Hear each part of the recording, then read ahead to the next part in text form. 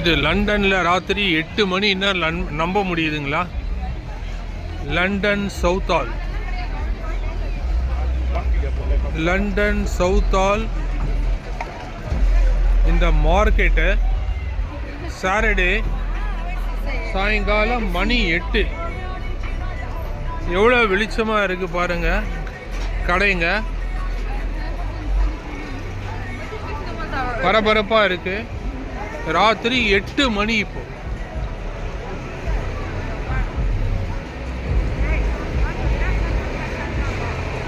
இது நம்ப முடியுதா உங்களால்? ராத்திரி 8 மணிக்கு அப்படின்னு சொன்னால்